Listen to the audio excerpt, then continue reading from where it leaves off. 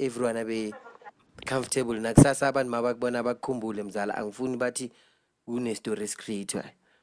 So le gig okhuluma ngayo yani Beyiya ngo-August last year.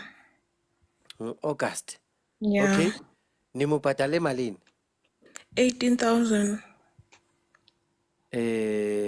Umngani wakho Phiwe. My sister wena uthi umngani wakho Phiwe.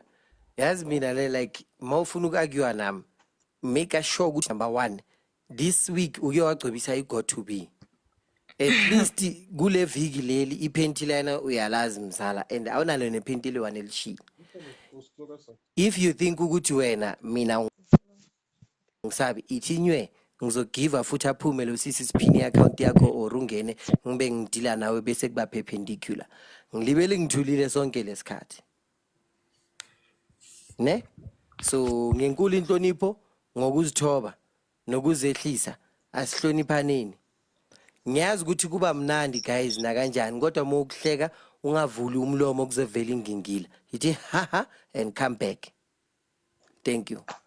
Mzala, so nimnikeze i-deposit or cash? I-deposit, like I have it on the phone. Bekakucharge malini? 18,000. So ucela wamnikeza malini? Cale samupha i-half ne bengikhuluma ne-manager yakhe sasenda i-half and then from that day the manager kept quiet ne and then on the day labo kumele eze khona and then he said uSkhotheni accepted another gig because thina simuphe i-half bekangekho sure ukuthi sizomupha le enye which is something that he did not discuss ukuthi ye kumele ufake le enye before or kanjani. He kept quiet and then uSkhotheni athi okay it's fine I'm gonna refund you.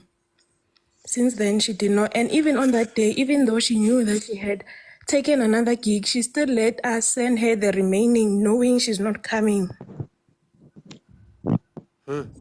Also, the remaining balance ni sende ngelanga le event. Yebo. And thina bebangasitshelanga ukuthi mele senze kanjani yabo.